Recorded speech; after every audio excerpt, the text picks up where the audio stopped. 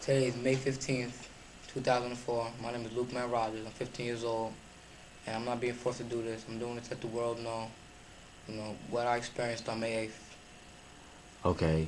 Now, I know it's 2 years since May 8th of 2002, but the best way you can, or best recollection, can you just explain to everybody what transpired on May 8th? What were you doing when it first happened, up until the time that it was over?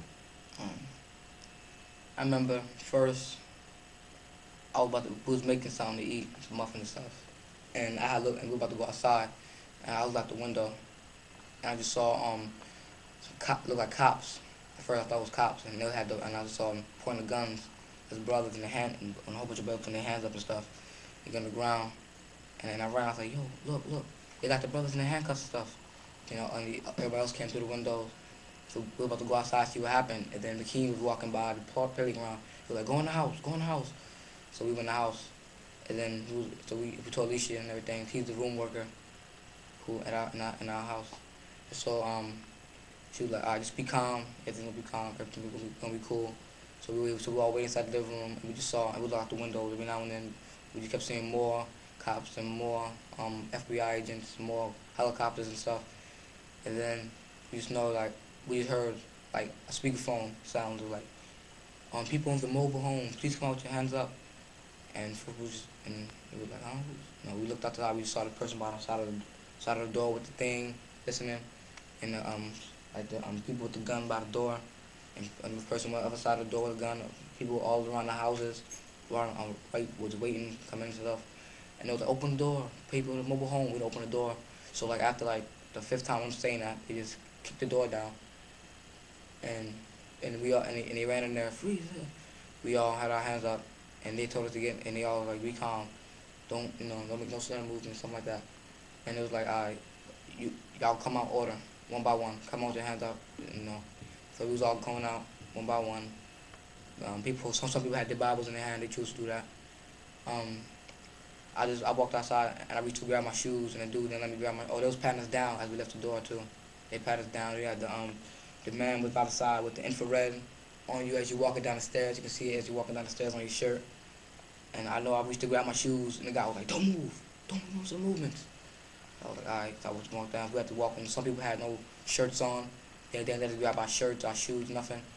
They was patting us down and everything. We went to we just sat down on the tram and stuff. That's a train that we have on there.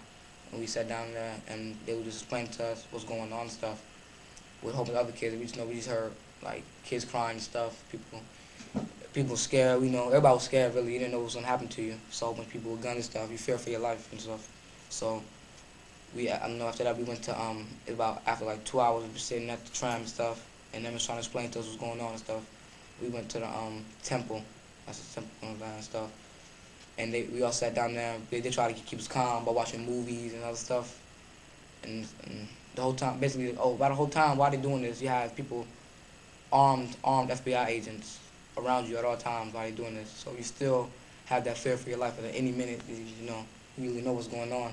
So we started watching. We started watching movies and everything. Just about like about 4 or 5 hours after this happened. About 4 or 5 hours, yeah. So we was in there, and then they try to give us food, and we was like, nah, we don't want to. And so some people, I don't know, some people ate it, most of the people didn't, and they were saying stuff like comments like, eat the food for once in your life, eat for once in your life. You look like you need to eat. You haven't eaten up here. Some, saying really smart comments like that, like to the kids and stuff like, you look like you haven't eaten. Just eat for once in your life. And nobody wanted them to eat. We don't know. Nobody wanted to eat the food and stuff. I just remember they were just questioning, and after that they would take us in, ask some questions, and like they was different people until they got basically ran through everybody. They didn't ask me no questions when I went out there, but they was. But then when we walked out, but we sat down, and they was going to certain people like, "Are you Lookman? Are you Cardell? Are you Allen?" Stuff like that. And and we made that because Issa what's Issa forgot his last name. Johnson. Issa Johnson. Um, he started crying, and one of the FBI agents asked him what was wrong with him, and a sister stood up and was like, he misses his mom. Like, who's his mom? Kathy Johnson? So his father must be York. And so I said, all right. And then the officer came and took him. And then that's when they started asking who was such and such. They asked me was I Luckman and everything. He asked me was I Luckman Allen. I was like, nah, who? He just acted like we didn't know who that was. So that's nothing I know. Yeah, and then they was calling people different, calling the families and stuff. First was one by one, then they started calling families, the people and their children, their sisters, brothers and stuff. And just taking certain people that they have heard of from from different Safad and people that they heard of. They was just I guess they had a list or something about who's certain kids, and then they just took those certain people, and what else? And so it got later and everything, and then they kind of started to settle down a little bit. They kind of started leaving.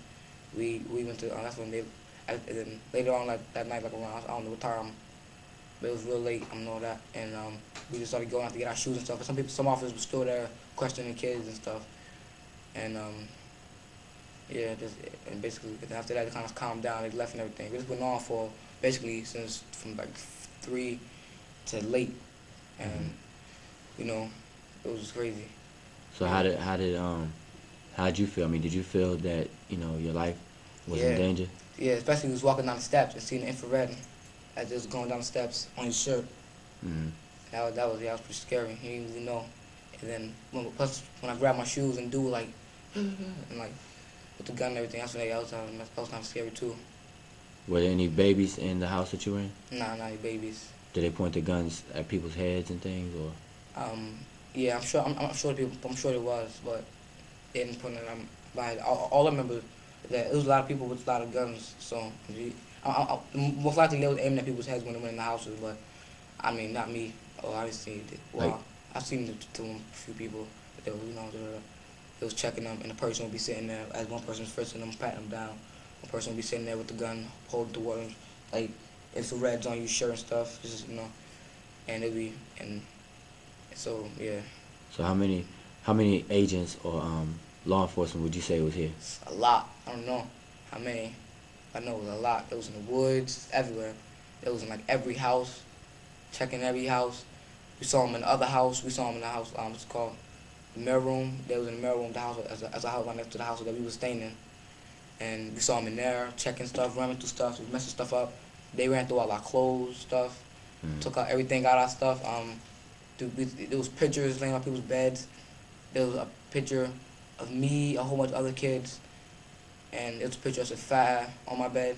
Safad and some other people, and they had a picture of me, David, and all of them and stuff. This pictures that I haven't seen before, but I still got the pictures, and whole bunch. Oh, these are pictures on your bed that weren't even yours. Yeah.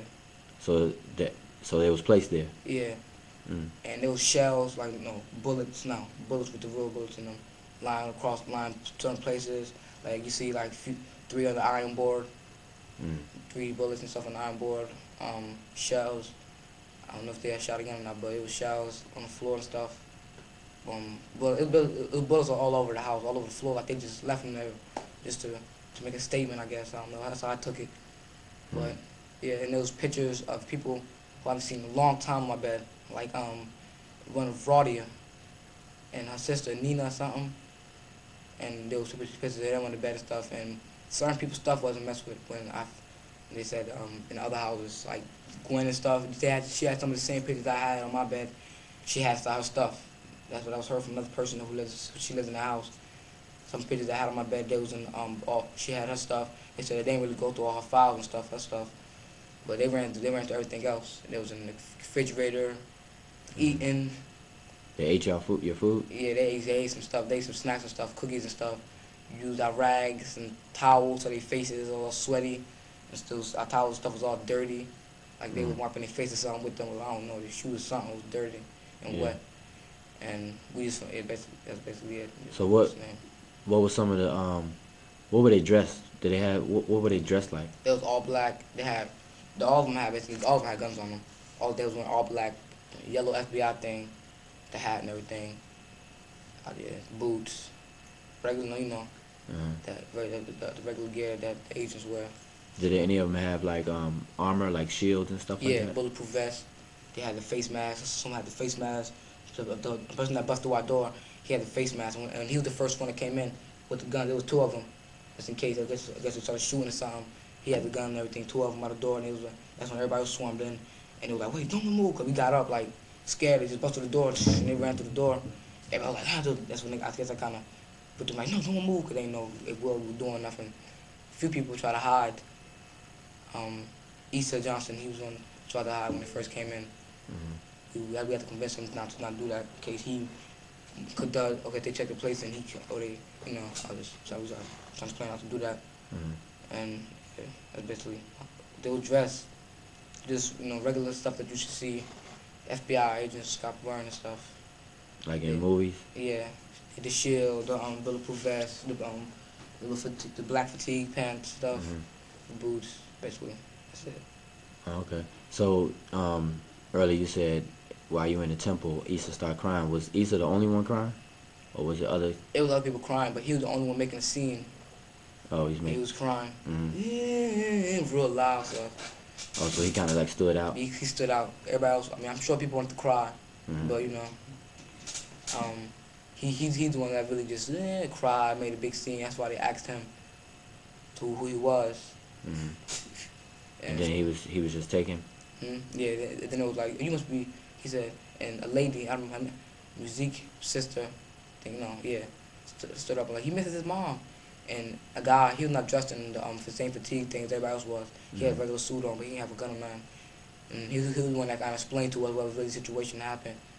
He was like, we just took your leader, Dr. Malachi York, and his wife Kathy Johnson, in custody. We saw them in a grocery store parking lot, and we've raided, arrested him. And that's when he really started crying. When it was like we still have Kathy Johnson. That's when he really started crying. That's how he stood out. Because first he was crying. I'm sure other people crying, but not. First he was crying like regular, tears, sad and everything, scared, afraid.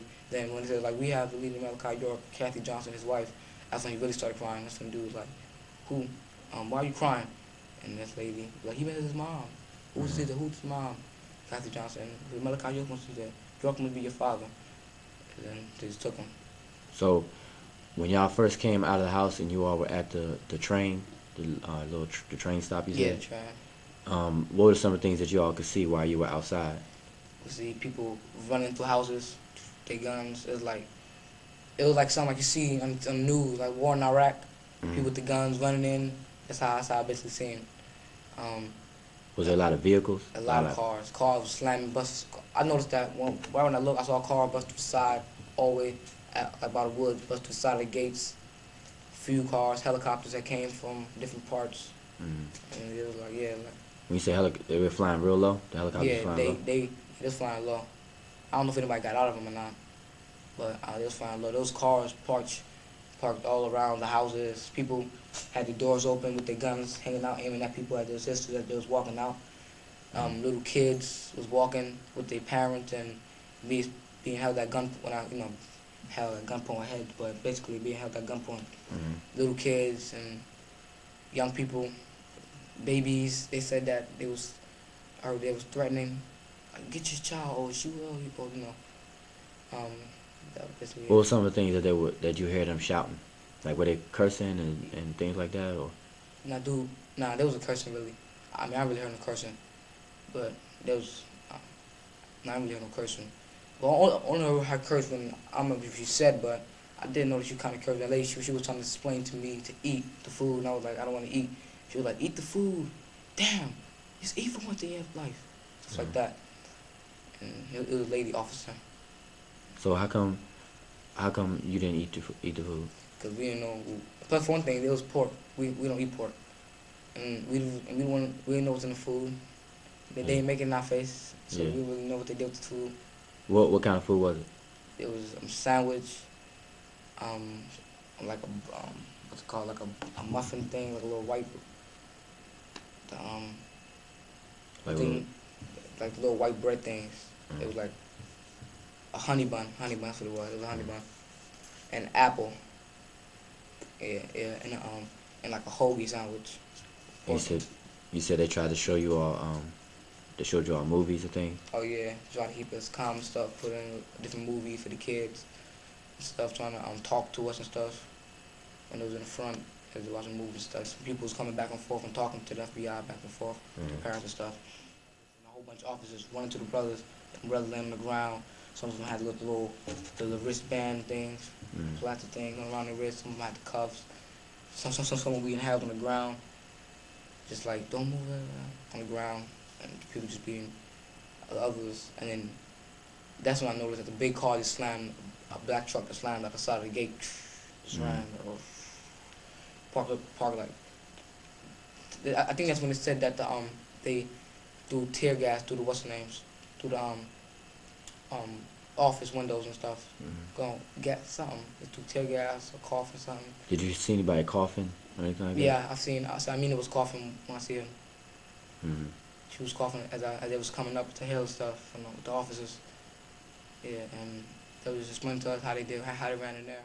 The women and children living on the property as opposed to the men on that day, was there more women and children than men? I think it's probably more women and children than men. Mm-hmm. A lot more women and children. So do you feel that the agents outnumbered everybody? Oh yeah, definitely. The agents outnumbered everybody. Definitely, they came. Mm-hmm. Yeah, the agents outnumbered everybody. They was like, oh, I heard.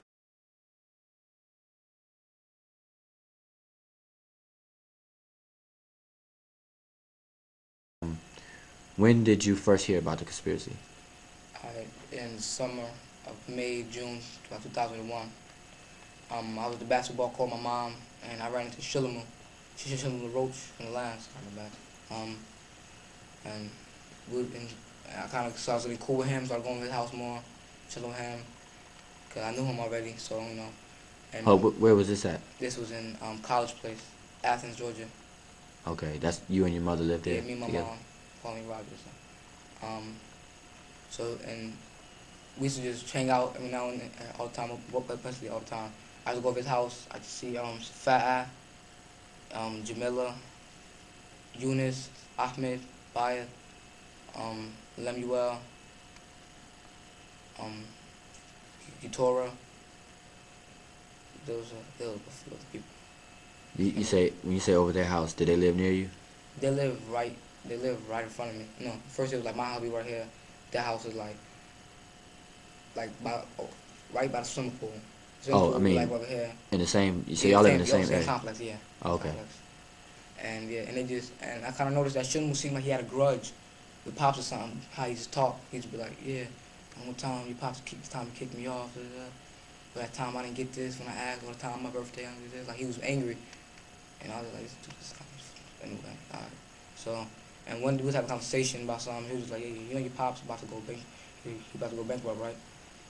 And I was like, he's like, no, actually he's already bankrupt. He not about to take his money and the land. And I was like, why? It was like something that happened. And like, you'll see about it. You'll hear about it. So I was like, sure, okay, whatever. And this was in the summertime? Yeah, summertime 2001. Mm-hmm. And so I confronted my mom about it. She was like, oh, she said, don't worry about it. Don't pay no attention to what he's saying. Stuff like that. So, and then he just started saying to more and more like that. And I kind of started like chilled out, hanging with him. So and then started coming to my house more and more. And then they was trying to come to my house more and more. And my mom was to let them in, cause you know, mom used to be cool with Keturah. Cause right we first moved and stuff. Right finally we stayed there. Keturah came over like the same day that I met Shillamu came over. Keturah came over. Talked to my mom for a long time that night. And then they went to the movies. And after that, then they went to dinner. Then they started going out to hang out. You know, go to the club, whatever. And my mom just every time mom just come home, just explain to me what to talk about. She just tell me everything they said. So, I mean, at the time they was really bringing up the Pop thing. I guess they just gonna slide that in on her. They was just basically, just hanging out like some normal women would do. Then that's when reporters started calling my house, coming over. Reporter Bill Osinski for the Atlanta Journal-Constitution. He started coming over my house a lot.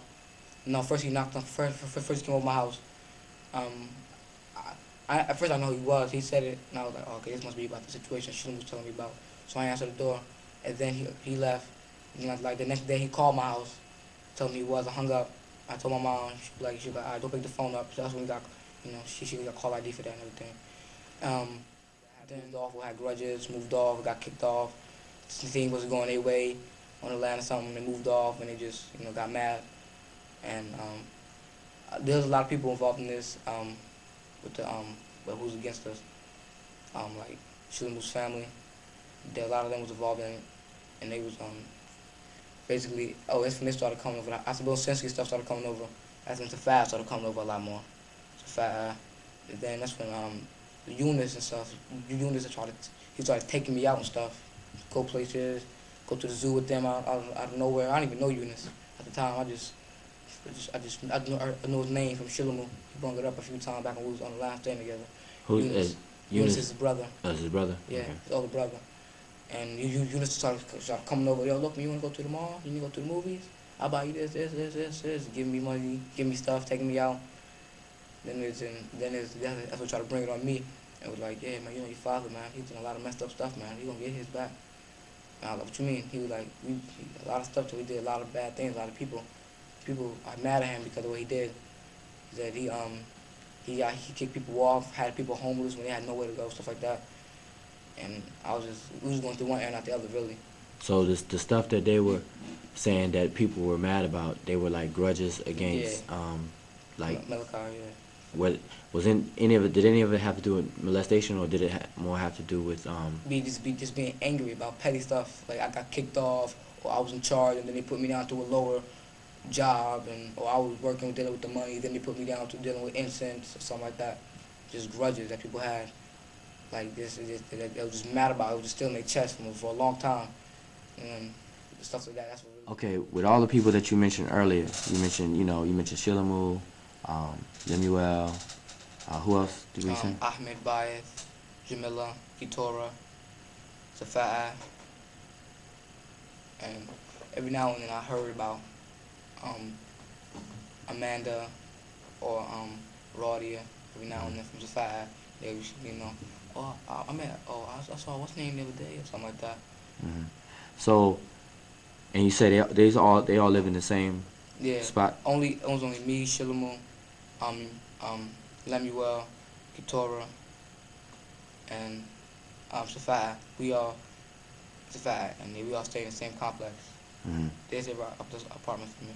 Okay, so did they ever tell you? Did you ever hear why they conspired? Like what was the reasons for them doing all that?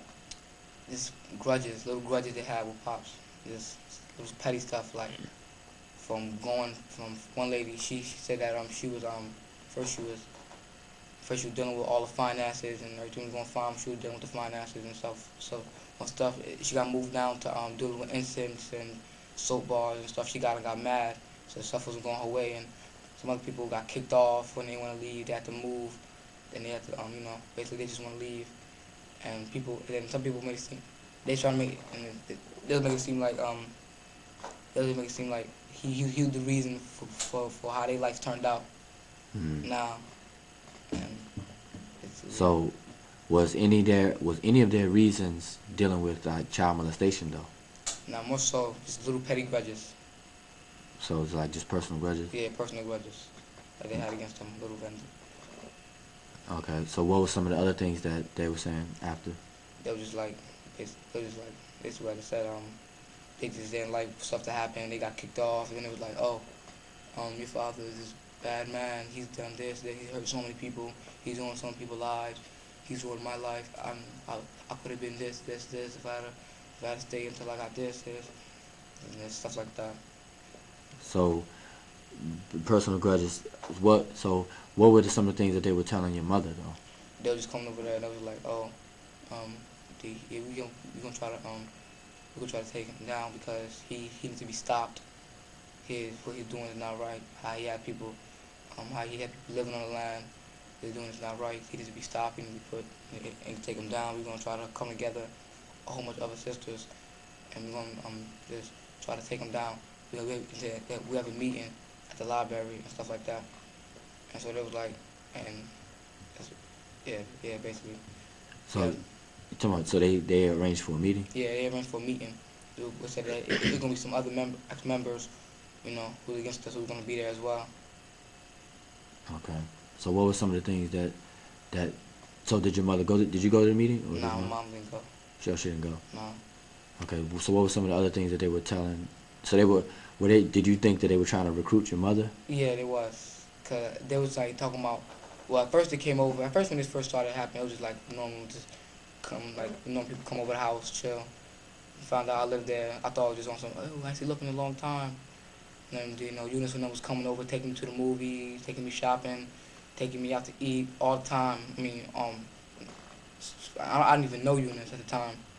I just met him through Shulamu, and he was just coming over, taking me to the zoo, to a little park they had in there and stuff. Not picnics, just, out to eat stuff all the time. Just, I just thought it was some just regular chilling. Mm-hmm. Like, it was being a cool person. Then, then it was Otto, and like the ladies, they was just going out with mom every night, just paying for most of the stuff. Taking her to shop, not shopping, just going to the movies with her, chilling, going to the mall. With women, shopping and everything. Go clubbing, hanging out. Did they, okay, and them trying to recruit your mother, anything like that, did they like offer anything or? Yeah, they offered like money. They was like at first when they tried, they were trying to bring on like the little things, that the so-called things that happen. And my mom not believe in that, so they was like, well, if you do this, we know you need the money. If you do this, you can get money for it. We can get money out of this. We all get money from this. Imagine what you can do for your kids. You can you move to a new house. We can move. You can get your son in better school. You have a nice have a nice life, and everybody up, and she was like, basically you'll be doing better if you just do this with us. But Mm-hmm. 'cause I think that they found out about my mom from the son that she had did filed for some child support things, so that's probably why they thought it was gonna be easy to pull her into it. So whatever happened, you mentioned child support. Oh, she dropped the case. Oh, she dropped it? Yeah. Okay. So, okay, like out of all the people that are involved in the conspiracy, like you were saying, or the people that's involved in the case in general, did you ever live with them or did you ever stay with Yeah, them? I stayed with Shulamu, David, them and the rest of them in the same house. I stayed with them for a minute, for years in the same house. Stayed together. So at any time, while y'all were together or you've known them, at any time did you witness them being molested by Mr. York? Nah, it couldn't have been because we was always together. There was no time when Shulamu went somewhere and no one was with him. If Shulamu went somewhere, Sam probably went. My brother Rob probably went somewhere. It was nowhere time when it was just, you had to went along with your own thing. And then there's no way could went to my father's house and there's always somebody down there. And this certain time when we all used to go to the house. You mean in the house? Nah, we didn't go in the house. We just sit there, just talk to him, stuff like the patio and stuff. So, at any point did, excuse me, at any point did any of these, people that's involved with the case that at any point did they tell you that they were molested? Nah, I mean, it was, nah, it was a regular place, you know what I'm saying? It couldn't happen like that. It was played, we all played basketball, chill all the time, you know what I'm saying?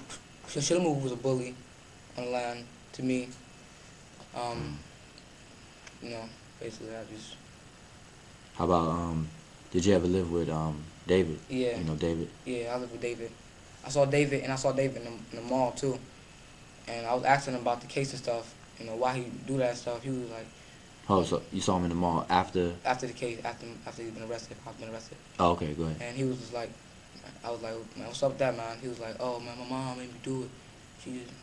I didn't want to do it. She just kept trying to convince me to do it and try to say I got molested and stuff. But before that, I spoke to him on the phone, and he was telling me that his mom had told him to do that and stuff. And that he got convinced by his mom to just go ahead with the plan. He'll get this money and stuff. He'll be living better if he go with the plan. I guess that's what they told everybody. So And when was this? This was 2002. So so definitely after. Was it in the summertime or wintertime? I don't remember. I think it was still school time, and I visited my brother's house on the weekend and saw him at the mall. Okay, and David said that it didn't happen, and Yeah, it never happened.